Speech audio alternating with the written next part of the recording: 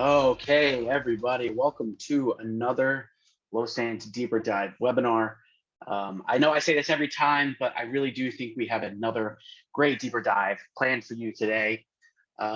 We're going to be taking a look into how you can leverage Losant to incorporate BACnet devices into your smart environment. You've got two of us today. My name is, of course, Heath Blanford. I'm a success engineer here at Losant, and I'm joined today by one of our star solutions architects, Kevin Niemiller. Before we go any further, I want to provide a couple bits of info on this webinar. This webinar is being recorded so that we can make the replay available to you in a few different ways. We're going to send you an email with a link to the replay, and the recording will also be made available on Losant's YouTube page, as well as our deeper dive page on our website. Now, we love hearing your questions, so I'd like to point out a couple features here in the student conference.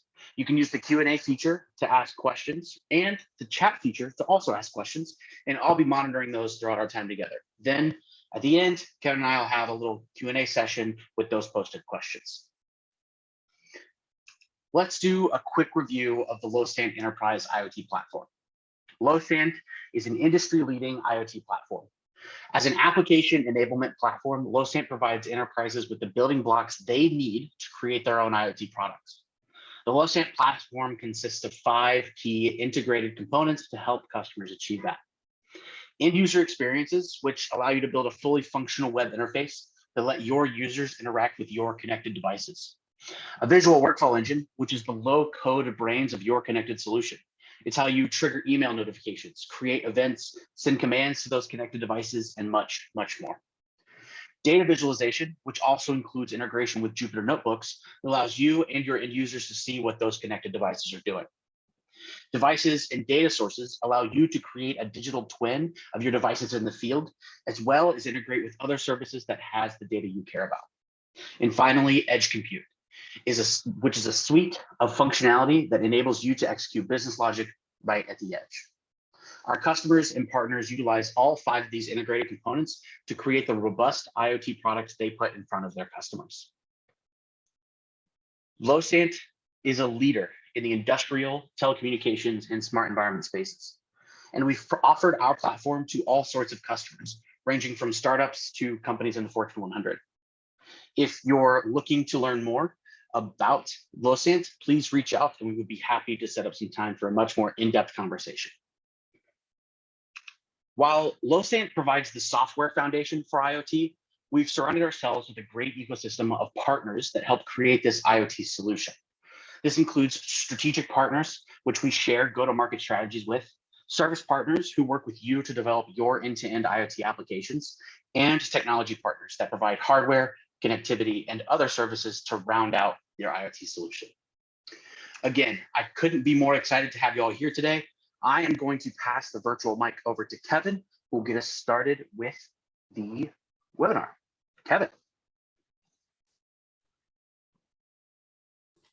Yeah, thank you, Heath, for that great overview on the Losant platform.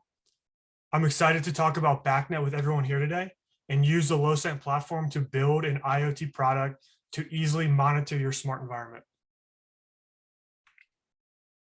To start, let's first talk about what a smart environment is and how value can be gained from this smart environment. A smart environment is a way to take your current environment or facility and make it smart by connecting all these devices and systems to something that can help us understand that environment better. And in the case today, it's connecting these devices and systems to the Losant Enterprise IoT platform. Now that we have these systems connected to Losant, we can get a good understanding of what is happening in our environment for all of our systems in one place on one dashboard. Access levels can be set to ensure corporate engineers and building management companies can see all campuses or all buildings, while restricting access to facilities managers or the end customer to only see specific buildings or campuses. The value of the smart environment comes from monitoring energy usage, calculating space utilization to ensure you have enough desks, huddle rooms, conference rooms for your employees or tenant, and cost savings by detecting a leak immediately, or being able to turn off lights or the HVAC unit in specific areas when there is no occupancy. Now that we have a good understanding of the smart environment, Let's discuss exactly what BACnet is. BACnet is a standard communication protocol for building automation and control networks. It is an open standard for cross-vendor integration. This means that it provides a way for products and services made from different vendors to all work well together. To simplify, the BACnet protocol enables us to find other BACnet devices on the network, read device information and real-time data from those devices, and write or send commands to those devices. Now that we have a good understanding of both the smart environment and BACnet, let's discuss some use cases on how BACnet can help enable the smart environment so that we can gain those insights and that value that we just discussed. So remote monitoring. Most equipment that is used in a facility uses BACnet so we can pull in data all the way from the temperature set point in a conference room to the damper position that is supplying air to that room. With remote monitoring, we can also shift from preventative maintenance to condition-based maintenance to efficiently and properly maintain facilities equipment as needed. Energy usage. The equipment in a facility that typically uses the most energy, such as air handlers and boilers to name a few, are typically on this BACnet network. So now energy usage can be captured and then calculated. Orchestration. I mentioned this earlier, but now that we have a standard protocol, it makes integration between different systems easier, such as integrating with conferencing system to automatically adjust the HVAC set point in a conference room when a known meeting is coming up, or upon detecting occupancy in that room. Alerting. Once you have this equipment connected over BACnet to Losant, it is easy to immediately alert when something critical happens, such as a leak being detected, a trash can becomes full, or a bathroom needs to be cleaned. This slide is just scratching the surface on possible use cases for your smart environment to deliver value to your company or to your tenants or customers. Let's give a quick overview of what we will be doing in the technical demo and the goals we are trying to accomplish with this demo. This technical demo is going to be split into two parts. The first part is going to be learning the BACnet basics with Losant and with a Contemporary Controls BACnet thermostat as our BACnet device. We will use the BACnet Whois node to discover BACnet devices on the network, in this case, the thermostat. Then use the BACnet read node to read device information as well as real-time data from that device. And finally, use the BACnet write node to write to or command these BACnet devices. The second half of the demo is going to look at what's next and what is possible now that we have the basics down. After all, the goal is to easily monitor all BACnet equipment in a facility. So I'm going to walk through an application that was built to take those BACnet basics and automate the process of finding new devices and capturing real-time data from those devices. Let's go ahead and jump in and start building. I'm going to go ahead and switch tabs. I'm logged into app.losant.com. So I am in the back end of the Losant platform. You know that by seeing the blue Losant icon up here on the top left.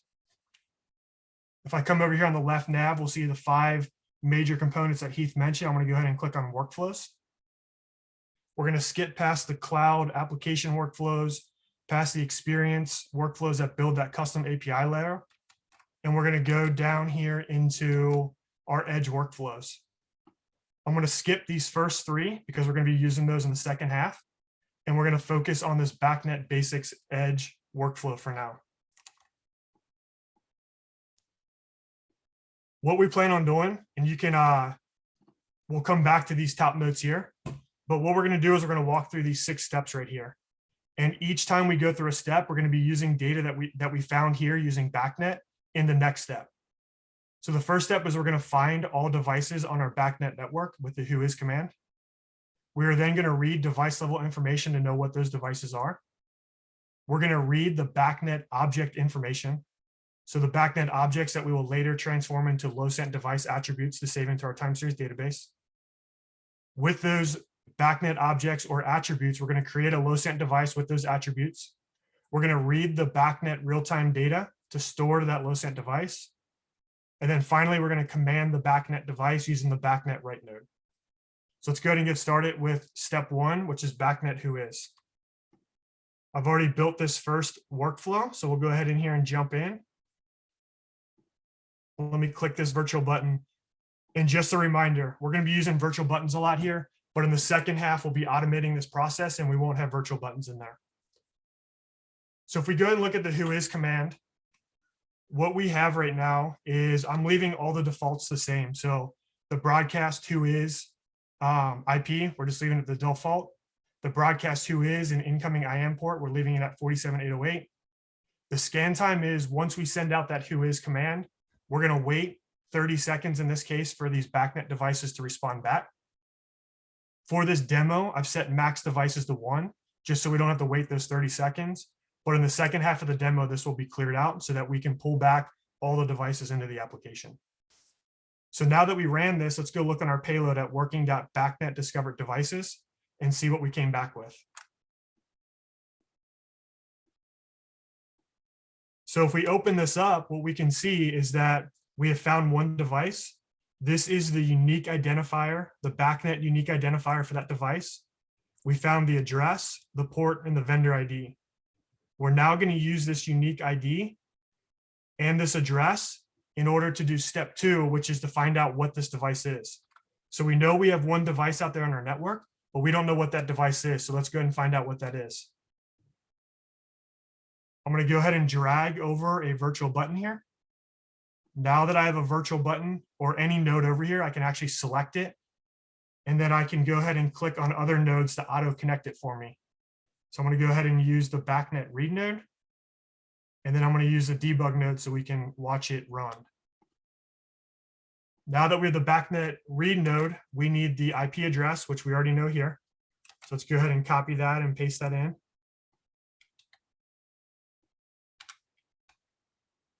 We're going to leave the host, incoming port, and the timeout all at the defaults. We now need to read an object type. So this is when this first node is going to come into play. So you can see an object type here of device. So we're using this device type here so that we can read device level information and find out exactly what this device is on our network. If I go ahead and flip tabs here to the BACnet.org website, you can see the properties of a device object. So we have a lot of different properties here. The 2 for this demo we're going to be reading is the object name and the object list. The object list is going to be all those BACnet objects that we can read real-time data from that will eventually turn into Losant device attributes to collect that time series data. So the first one is device, like we mentioned. So I'll go ahead and select that now. The object instance that we have here is going to refer to this unique identifier we have here. So let me go ahead and type that in now. The property that we want to read is that we mentioned for this one, we're going to be reading in the object name and the object list. So those are the 2 we're going to use in this node. So I can either type in object name here to have it show up. Let's go ahead and call this object name now. We'll select this one to device again. We'll use the same instance. In this case, we're going to do object list. Instead of typing it out, I'll just type in the number 76. We'll call this object list. Where we want to save this onto our payload is I'm going to call it working.BACnet result. So now that we have that built, let's see what we get. Let's go ahead and save this. We're going to click the deploy button. I have the ability to deploy this to 1 or many gateways. I'm going to deploy it to 1 for now. You see that this live look became blue right away. That means that this workflow is already deployed on my gateway, and we can go ahead and do a live look on it. So I'm going to go ahead and click this button, and we'll see what we get here. Let's go ahead and dive into it at this level. All of these are pretty well nested.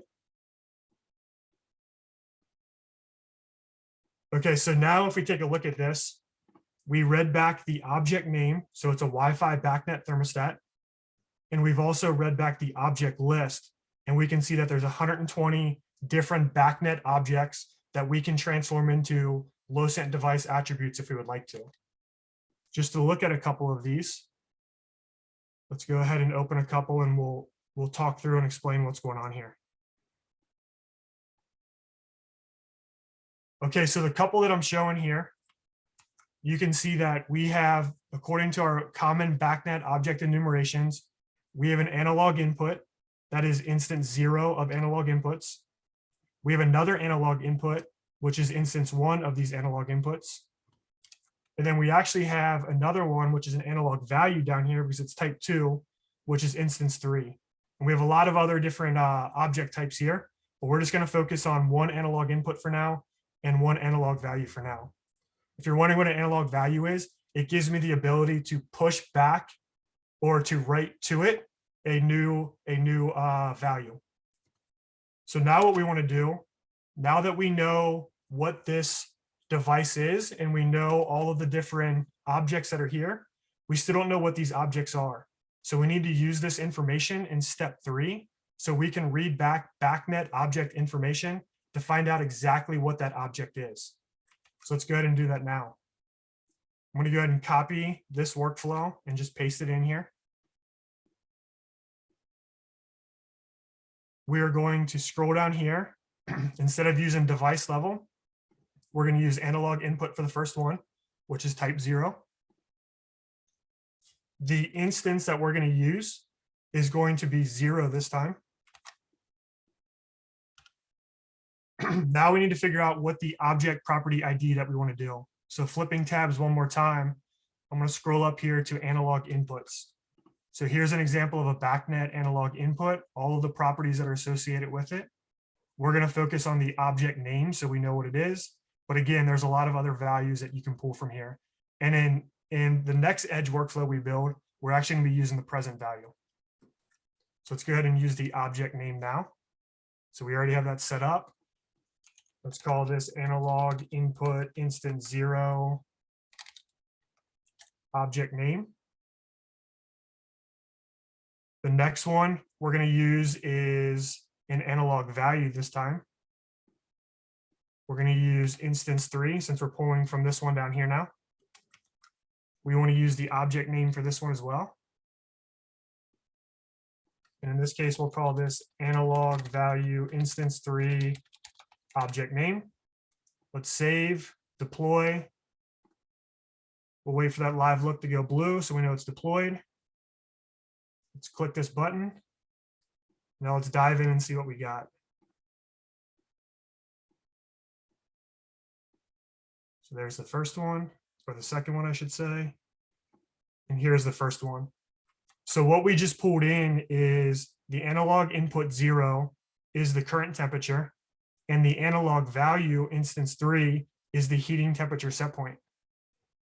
Now that we know a couple of the device attributes that we have, we can actually go ahead and create a Losant device with a current temperature and heating temperature set point as attributes on that Losant device. So we can start collecting this real-time data up into the Losant cloud. So let's go ahead and do that now. I'm going to come back over here on the left-hand side and open up another component that Heath mentioned, which is devices. And if you remember from what he said, the device is the virtual representation of your physical object. We're going to go ahead and add a new device. I'm going to add this as a peripheral device, and it's going to be connected to the edge compute, the Losant edge agent that's running. So let's go ahead and create that device now. I'll call it thermostat. We'll have it tied as a peripheral, and we're going to tie it to our gateway. I'm going to create this device. I'm going to type in our attributes. So current temperature and heating temperature set point. Both of these are going to be numbers. Let's go ahead and update those. So now we have a Losant device that's built, and it has 2 attributes on it, which is where our real-time data is going to be saved to, so that we can save it into our time series database. Every time we save data, we'll be able to see it actually pop up here into our device log.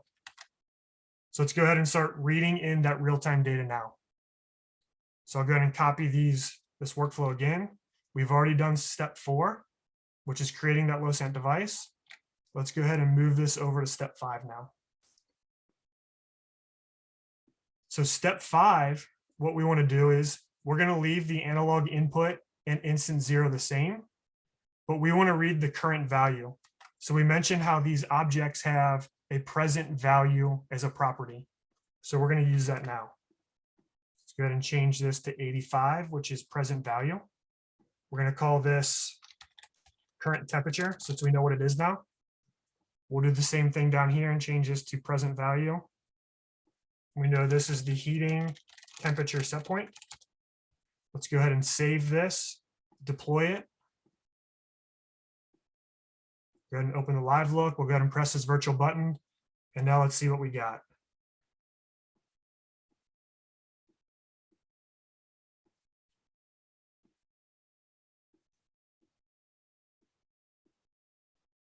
Okay, so what we just pulled in now is we have the current temperature, which is set at about 61.7, and we have the heating temperature set point, which is at 59. So now that we have these values, we can start taking these values and saving it up to the cloud to that Losant device that we created. Because if we go ahead and flip to that Losant device now, you'll see that we still haven't reported any state yet. So let's go ahead and do that now. What I'm going to do is I'm going to modify this workflow that we just built. So I'm going to make room for my orange device state node here. We're going to update this to be the peripheral device, since this peripheral can report its state on behalf of this gateway. It'll fill in these attributes for me that I've already set up. I'll come over here and right click on this value to copy the full key path. I'm going to use handlebar templating and paste this in here. Handlebar templating allows us to take dynamic information off of our payload and use it in a node. Paste in the next one. We'll get rid of this virtual button and let's put in a timer node instead. We're going to run this every 5 seconds in this case. Let's go ahead and save, deploy. So now what happened is this workflow was deployed. It's going to start running every 5 seconds. It's going to go ahead and do a BACnet read for us. Once it does that BACnet read, it's going to save that data over onto our payload. This device state node can then get access to that using those handlebar templates I mentioned. The device state node will then, every time this device state node runs and fires, this is what causes the data to be sent from your gateway running in your local environment, in your facility, to send this data securely over MQTT into the Losant platform. So if we flip back to our Losant device now, you can see that we're starting to save data into this Losant device. And we have all of this data saved historically. So the next step would be to start visualizing this data in a dashboard. And we're going to do that here in a second, but I want to show one more thing, step 6. So step 6 is now going to command the BACnet device. We're going to write to it. We're actually using a device command trigger node here. What this means is I can actually command something from the cloud, send the command from the cloud down to this gateway or this workflow and have it do something. So what we're going to show here in a second is that I'm going to change the heating temperature set point. When I click the submit button in the dashboard, it's going to send that value down here, trigger this workflow, pass that new set point to the BACnet write node. The BACnet write node is then going to send that new value to the BACnet device on your local environment. So let's go ahead and look at this BACnet write node one time before we go ahead and do that. I'm also going to open this up one more time because I'm going to need some information in here for this node. Okay, so here's our BACnet write. You can see that we have a lot of the same config up here that we had for the read. I'm going to leave all of those the same. We're going to come down here, same setup with analog value, instance 3, we want to write to the present value. The property index template is just a unique identifier for this BACnet objects. So you can see that that unique identifier is right here. So I'm just going to use that in my write node. We're going to write a real-time value since it's a decimal place. And the value we're going to write is actually using those handlebar templates that I mentioned, since we want to pull this dynamic value off of our payload that came from this device command. So let's go ahead and jump into the dashboard now and see what that looks like.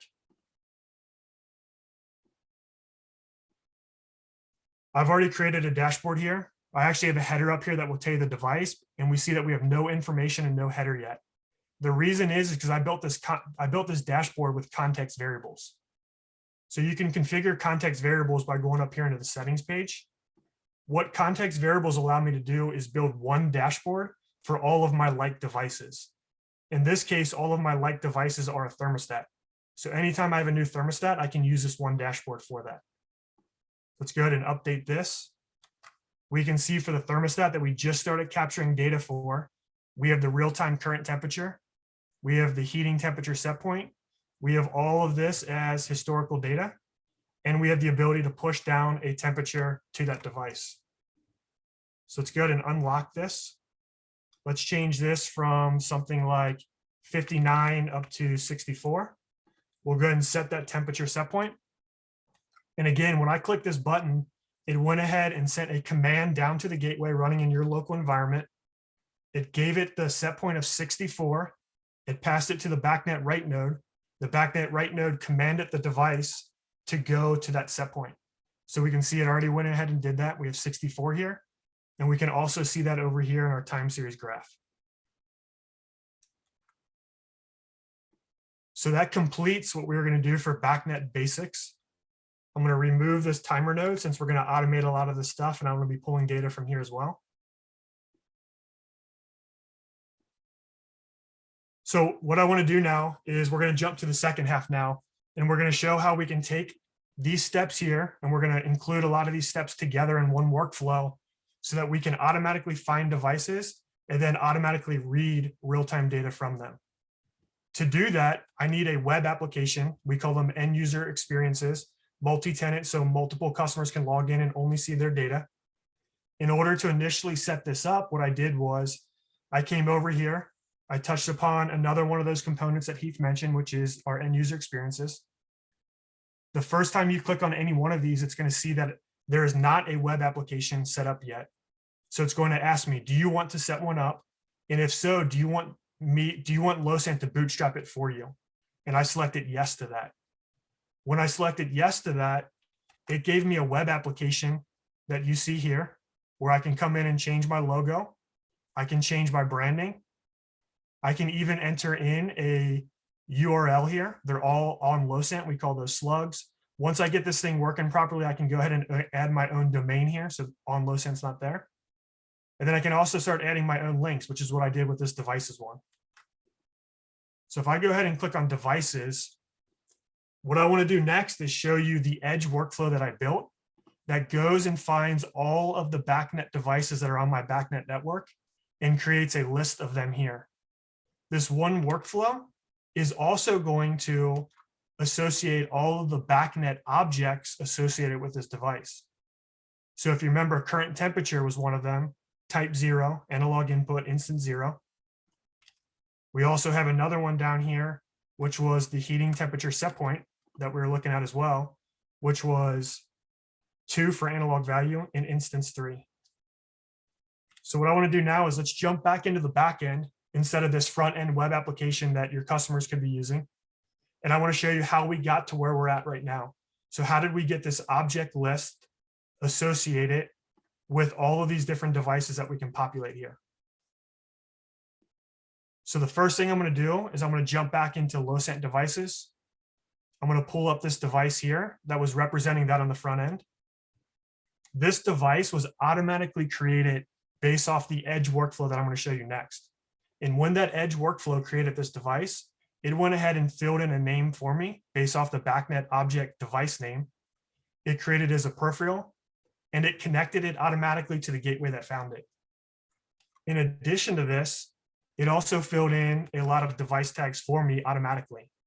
So the instance number of that device that we found from the whois command, that's important when we want to read from the device.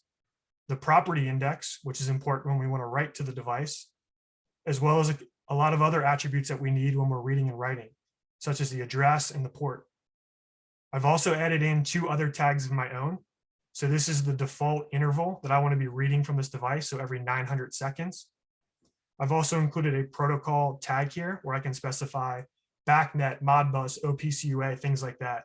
In this case, it filled it in as a BACnet device for me. So let's go ahead and jump into one of those workflows now so we can see how it created this device. So back to workflows. We'll come back down here and we're going to go first into the BACnet auto discovery workflow. In here, you can see that we have 3 different triggers that are going to be triggering this workflow, where we're going to be doing BACnet basic step 1, which is that whois command. Each one of these nodes up here represents one of these bullet points here. So the first one is our device connect. Every time the gateway is powered on, whether that's the first time we put a gateway in a facility, or if we power cycle the gateway, it's going to trigger this for this workflow to run. I have a simple schedule set up to run every Sunday to Monday at midnight to kick this workflow off, see if there's any more BACnet devices. And then we're also using that same device command that we're using in BACnet Basic Step 6 when we wrote. This will allow me to use a dashboard to send a command down so that we can go ahead and do a whois command immediately to find any new BACnet devices. So in any of those cases when this runs, it's going to call my BACnet whois command. You can see I have all of these as the defaults. When it finds multiple devices, it's going to save it in my payload at this path right here. Once we get all of these BACnet devices, we're going to use the loop node to loop through each one of those. So let's go ahead and dive into this loop node now. So now we're looping through each one of those BACnet devices it found. And the BACnet whois command is passing us that information, such as the instance number, the IP address, the port, things like that. The very first thing we're doing is we're using the peripheral get note. So the peripheral get note allows us to pull in peripherals that are connected to this gateway. So what happens is anytime a new device is added up into the Losant cloud, connect it to a Losant edge agent like we have here, we have the ability to pull in all of those peripherals by using this node here. And what's great about this node is that if you lose internet connectivity to the Losant platform, all of this data from the cloud has already been synced for this node here, and we have that saved into the local database running on that gateway edge agent. So it will continue to work even without internet connectivity. So what we're going to do is we're going to take that instance number that was just given to us from the BACnet whois command. We're going to query all of our Losant virtual devices based off the instance number and see if we have a device that already matches this instance number. If we do, we're going to go next, and we're just going to skip to the next BACnet object or the next BACnet device and run this workflow again. If we don't have this device, we're going to go down this path and we're going to do BACnet Basic Step 2, which is read device level information to find out what that device is. So let's go ahead and look at that now. If I click on BACnet read, we're using the handlebar templates since the BACnet whois command passed that to us. And then we're reading the device level commands of object list and object name. The very next thing that I want to do is I'm going to want to start creating a Losant device based off this information I'm finding. So if we look at the Losant device schema, and I already have a tab open for that, this is the JSON representation of a Losant device and how we create one. So I need to follow this schema in order to create a device. So if we flip back here, I'm using the mutate node to do exactly that. Based off the information that I just read in this BACnet read, I'm going to give my Losant device the name of the object name of the device. I'm also going to do a couple other things. I'm going to start filling in these tags. So the instance number, the property index, the IP address, things like that. You can see all of them here. You can see that we're setting it as a peripheral device. And the last thing you'll notice is that we're creating an array of attributes. However, that array is blank right now, it's empty. What we need to do is take all of those BACnet objects that we just read. So remember, there are about 119 of them. We need to loop through each one of those using this loop node to find out exactly what each one of those BACnet objects are. And this loop node is basically going to create that array that we need for this attributes. So let's go ahead and look at that node now. So when we first come in here, we can now see that we are doing BACnet Basics Step 3, which is to do a read of that object. So we're looping through, reading each object and finding its object name. Once we find that object name, we're basically creating a Losant attribute. So in that schema, this will tell you how to create a Losant attribute. The important parts of it is that you need a name and that you need a data type. But I'm also filling in attribute tags for each one of these attributes, so metadata. Because if you remember, when we do a read or write, it's important to know the type analog input, analog value, and the instance of it. I've also included some other tags here that I'm going to use later on. By default, I'm going to go ahead and say that I want to pull this attribute. I want to read its real-time data. Once we do this with the working.attribute object, I'm going to use the array node, and I'm just going to push that object into my array here. That array will then be passed down to the create device node here so that we can create the device. You'll notice that to create this device, I am not using the purple device create node. And the reason is because this does not exist in the edge workflows. The reason it doesn't exist is because this gateway where these edge workflows are running is in your facility. And if someone were able to get that gateway and know the username and password and log into it, the worst case, they would be able to masquerade as that device, and they wouldn't be able to create a lot of devices or other things that we've basically blocked them from for security reasons. So to do this, what I need to do is I'm going to use the MQTT output node. I'm going to take all this information that I just collected from those couple of BACnet nodes. I'm going to pass it to my create device node. I'm going to push all of that data that I just found to a application or cloud workflow at this topic. So let's go ahead and look at that application or cloud workflow now that's pointed at this topic to see what happens next. I come over here to workflows. We're up here in the application or cloud workflows, create BACnet device. We see it here. What I'm going to do is I'm actually going to push some data to it just so we can see data flow in here over MQTT. So here's that data. The first thing I'll point out is with this MQTT node, we're basically using the same topic we had here. So BACnet, that wildcard for that device ID, create device. The data that was pushed from the edge through this MQTT node is all shown here in this data object here. So if we look at a couple of these real fast, we'll see that we have all of those tags that we were just looking at. And we have all of those attributes that we were just looking at as well in the form that Losant accepts these attributes in. So let's quickly look at this workflow. So we come down here, we're just doing a sanity check. We're making sure that this device doesn't already exist within Losant. If it doesn't, we're going to go ahead and do BACnet basic step 4, and we're going to create that device. When I create that device, we're going to be using the name that we found, the BACnet object name. We're going to be encoding all of those tags that we found over here and storing that on this device. And then we're going to be doing the attributes as well. So you can see for their attributes, we're actually only doing one attribute. We're not storing all 119 of these device attributes yet. And the reason we're doing that is because I'm actually going to take all this data in JSON form and save it as a blob attribute. The reason is because this thermostat has 119 different items, and I might only care about 5 of them to be collecting real-time data. And other devices probably have even more than 119 BACnet objects. So I want to be able to select which ones I want to be pulling in as real-time data. So let's go ahead and jump to our Losant device now to check out this attribute.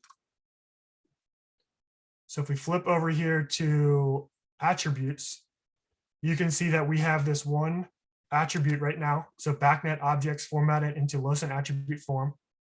It's a JSON object, blob storage.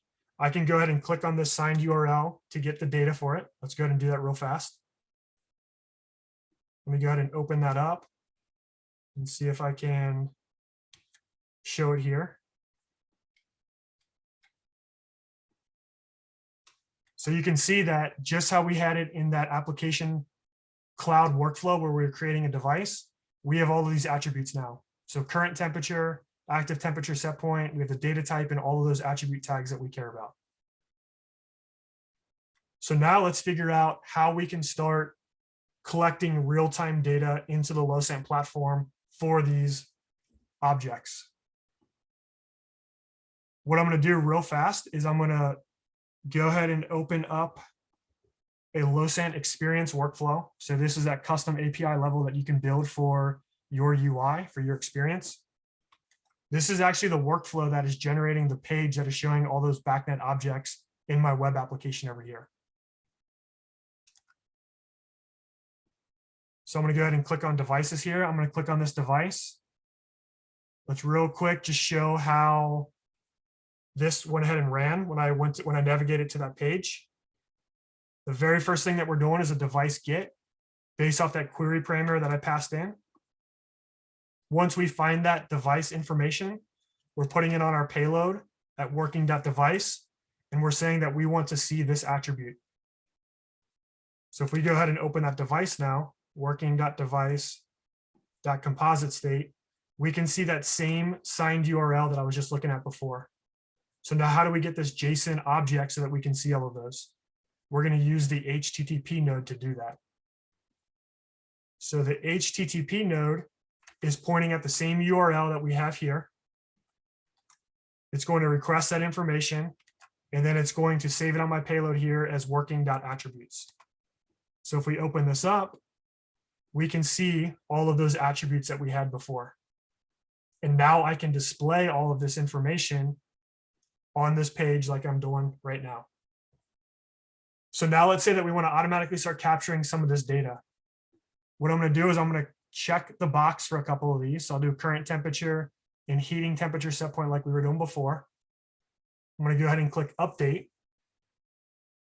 When I click the update button, that's going to go ahead and update this information back here. So let me go ahead and refresh this page real fast. And you can see that it added these two attributes here. So when it added those two attributes, it included all of these attribute tags that we needed as well, so that we can read from this device here in a second. So now if we go back to this device and let's update the frequency at what we're pulling it from, down to 5 seconds, we'll do an update. And we'll see that we immediately start pulling in real-time data from that device. And it starts capturing it right away for us. If I go ahead and refresh this page one more time, so we can flip over to our device tags. You can also see that the interval updated from 5 seconds. So now what I want to do is I want to go show you the workflows that are running that are using this interval right here in order to pull data, as well as using these attributes in order to pull data into the BACnet device. But real quick before I do that, let me show you the workflow that updated all of this to create these attributes. So if we go back to this experience workflow, and now we look at this one, which is the post. So when I click that submit button, the very first thing we do is we do another device get to get the device that we're pulling data in for. We're going to do the same thing and pull the BACnet objects formatted into Losant attribute form. We're going to pull all that in over HTTP again. And then we're going to use a function node here. And what this function node is going to do is it's going to create a new Losant device attribute from a BACnet object if it is the first time this device was checked. If we've already had it checked to capture data from it, and we no longer want to capture data for it anymore, we're going to update the pull attribute device attribute tag to false. So we stop collecting that data. And then we can also update the display name of these different BACnet objects. Once we generate an object for all of this information, for the different objects that were checked on the front end page, we're going to pass it to the Losant API node. And in the Losant API node, we're using the device patch resource in action in order to update all of our attributes and attribute tags. Once we do that, we can check to see if we need to update the device based off of its device name, which you can see here, or the update interval milliseconds like I did before. So now that we understand how this front-end application was working, let's go ahead and jump into those last two edge workflows that we have so that we can see how we're pulling in data. So let's look at the sequencer node. This isn't specific to BACnet, but what's happening is we're running this every second. We're pulling in all of our peripheral devices, regardless of what protocol it's on. We're capturing the current timestamp. We're looping through each one of our peripheral devices. Each time I do a pull from a device and I read from a device, I'm actually capturing the timestamp that I did that, and I'm storing that in workflow storage here. So now I check to see, has the interval expired where I need to read data again? If I do, I go ahead and capture that new time to workflow storage, so I have it for next time. And I'm using this HTTP node to invoke the web server that exists on the Losant Edge agent. By invoking the Losant Gateway Edge agent web server, I can actually call other Edge workflows. So what I'm doing is I'm going to call itself localhost 8080. You remember we had a device tag on each BACnet device that had a protocol of BACnet. So that's the endpoint we're hitting. And then we're also passing in the device ID for this device. So let's go ahead and jump and look at the very last Edge workflow that is being called by this HTTP node.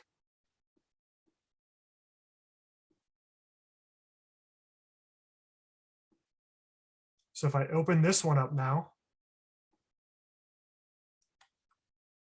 we can see the request is coming in here. This only works for /BACnet devices.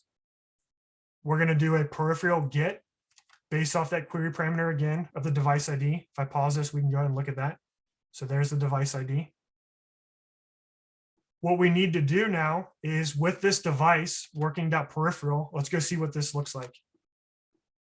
So working.peripheral, here's all of our tags that we need in order to read from that device to do BACnet basic step 5.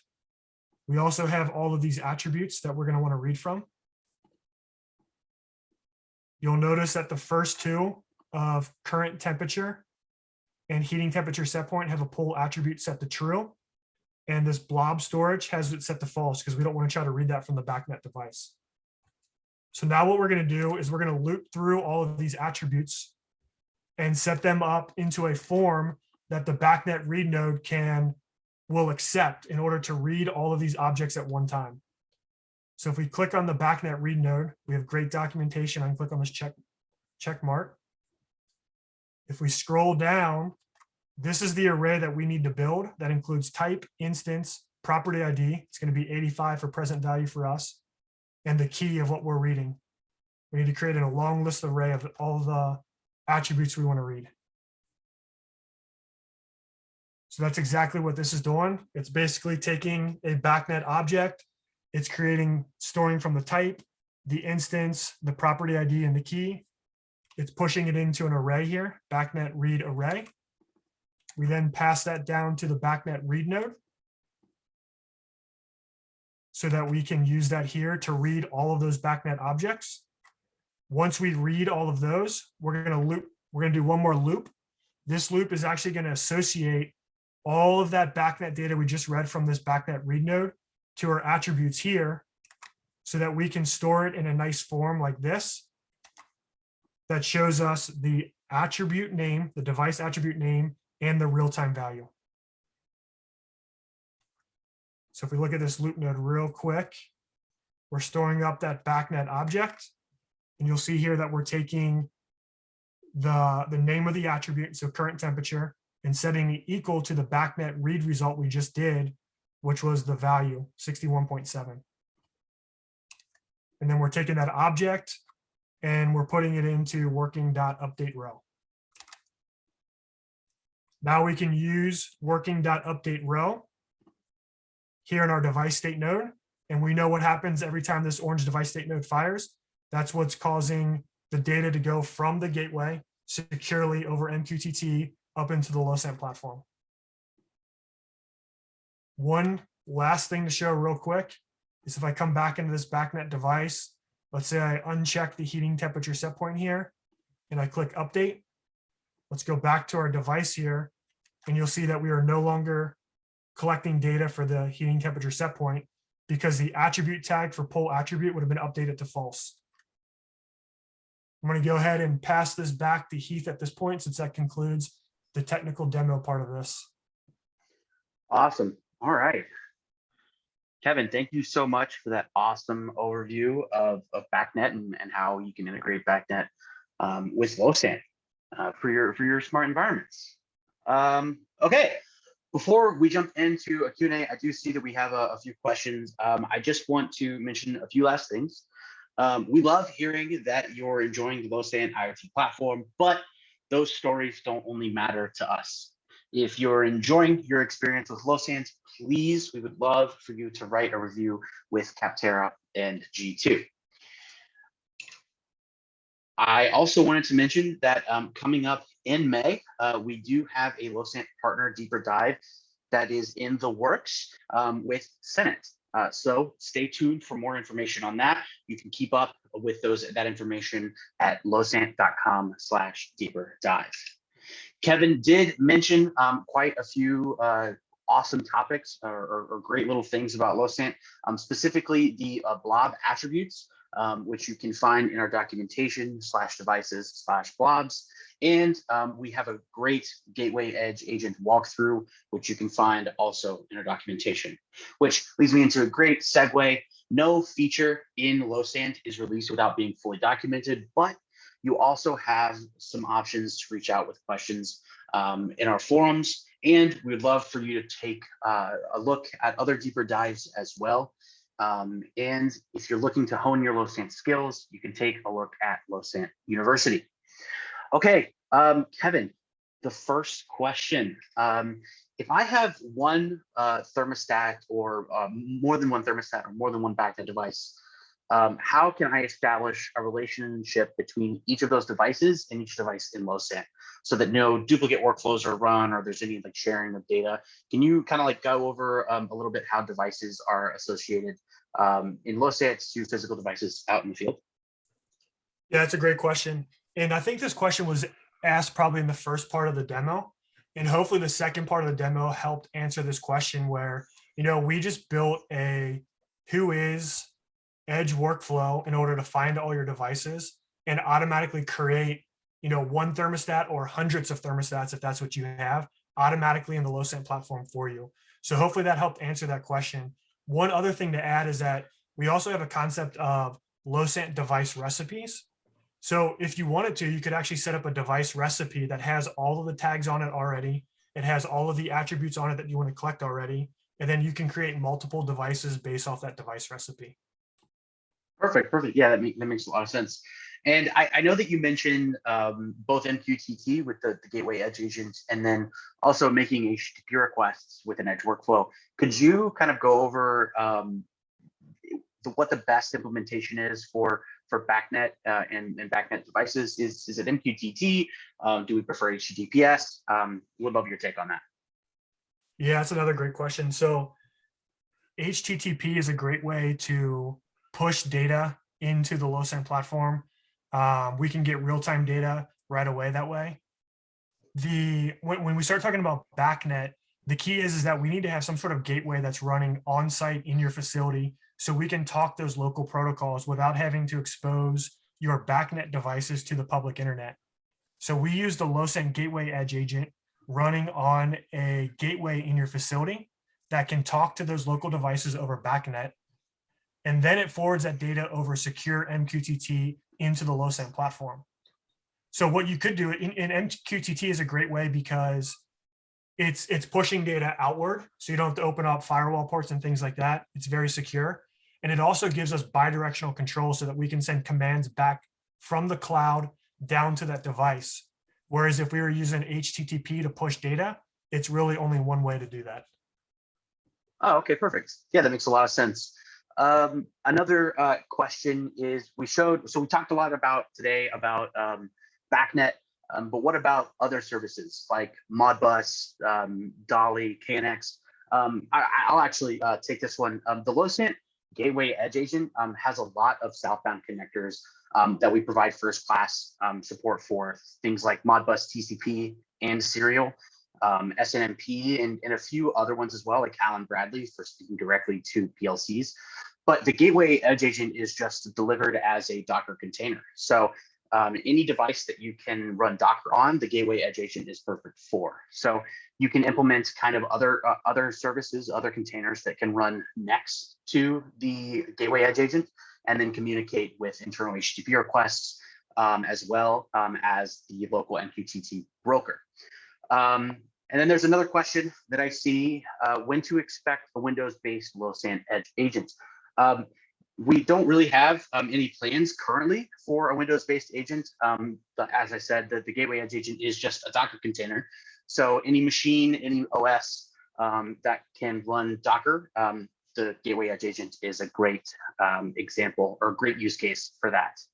I do want to be respectful. I do see some other questions in here. I do want to be respectful of everyone's time. For those of you who did ask questions that we didn't have time to get to, I will reach out to you personally and get those questions answered. But again, thank you all for joining us. I will be sure to, again, like I said, reach out to those who ask questions offline, and we'll see you in May for the next deeper dive. Thank you all. We'll see you soon.